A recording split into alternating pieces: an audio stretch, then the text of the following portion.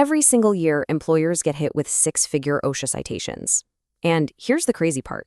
It's often not because their workplaces are actually unsafe, but simply because they filled out the wrong form, missed a crucial deadline, or totally misunderstood what an OSHA recordable injury actually is. I'm a senior EHS manager. I've got over 15 years of experience in the trenches, and today, in this explainer, we are completely breaking down the OSHA 301 Injury and Illness Incident Report. I'm going to show you exactly when to use it, how to fill it out perfectly, and the incredibly costly mistakes you absolutely need to avoid to keep your business off OSHA's radar. You know, the sheer scale of the financial and legal consequences here is just a harsh reality we have to face. OSHA citations frequently stem from administrative failures, not just the physical workplace hazards you might think of. Just missing a single deadline or logging an incident incorrectly on your OSHA 301 form can trigger repeat violations, severely increase your inspection scrutiny, and honestly, totally destroy your credibility in workers' compensation proceedings. Look, for HR and safety managers out there, getting your OSHA record keeping right isn't just about pushing paperwork. It is literally an immediate, high-stakes defense of your bottom line. So here is our roadmap for today. First, we'll look at the OSHA triad.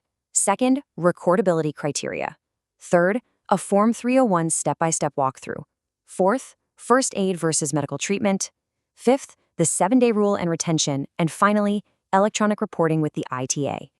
All right, let's jump right into Section 1, the OSHA triad. Okay, so this is what we call the OSHA record-keeping triad. And listen, these three forms are absolutely not interchangeable. Think of the OSHA 300 log as your master list, right? It's your running chronological log of every single recordable injury and illness throughout the entire year.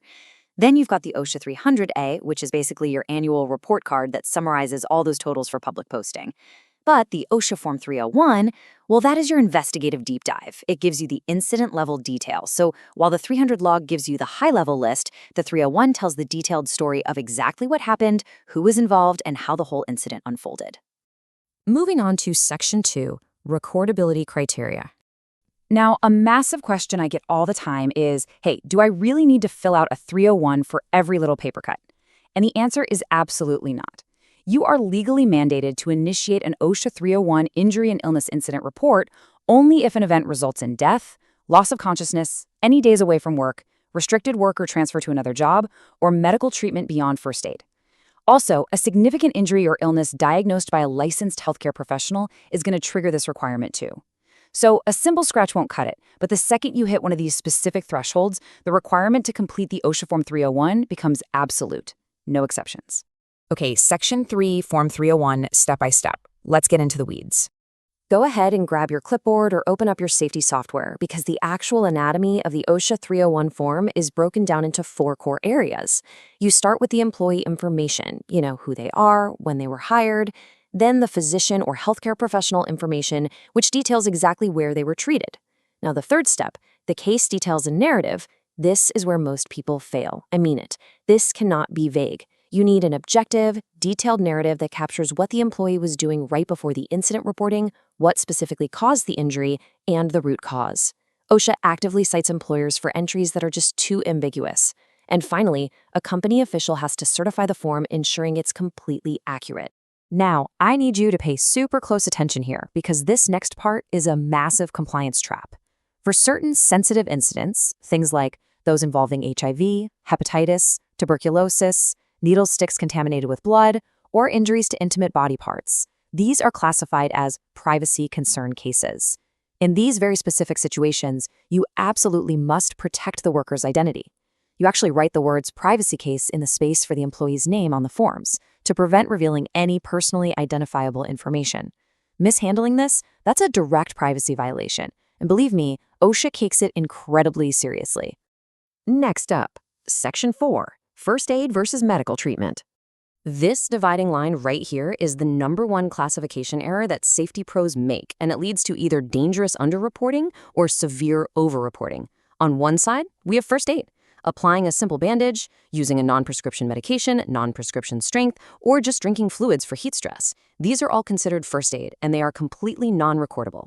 However, on the flip side, the exact moment you cross into medical treatment beyond first aid, like receiving prescription meds, getting stitches, or any advanced medical intervention, that incident immediately escalates.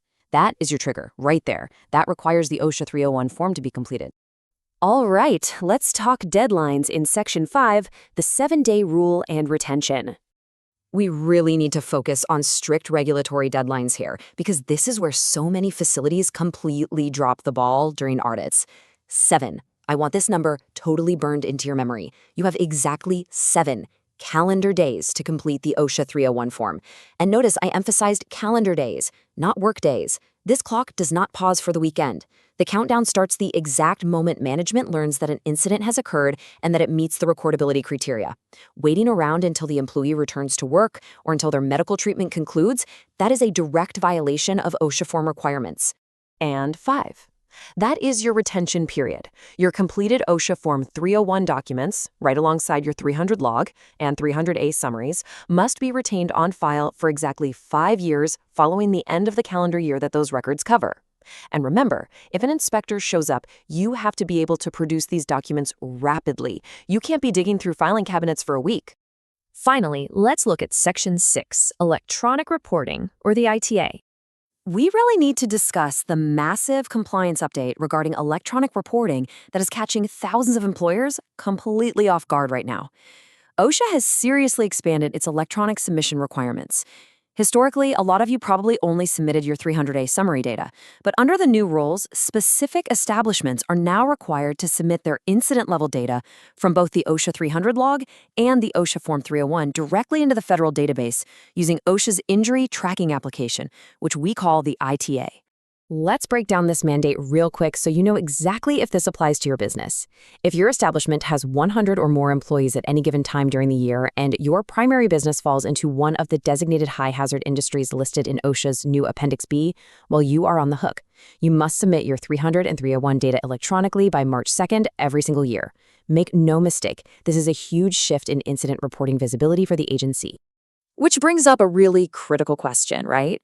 Do you just upload the raw forms with all that sensitive personal employee data straight to the federal database? Absolutely not. No way. OSHA strictly requires that you exclude employee personally identifiable information, or PII. Before making your electronic submission of the OSHA 301 form, you must redact the employee's name, their home address, the exact name of the treating physician, and the facility address if the treatment was given off-site. Listen, OSHA wants the safety data. They definitely do not want the privacy liabilities. Look, by mastering the OSHA 301 Injury and Illness Incident Report, you aren't just filling out paperwork. You are actively protecting your workforce and defending your business from catastrophic six-figure fines. So take control of your incident reporting today. Like, share, and subscribe to HSE Study for more high-impact safety insights. But I'm going to leave you with this one thought. If OSHA knocked on your facility's door tomorrow morning, are you 100% confident your logs would survive the audit? Think about it.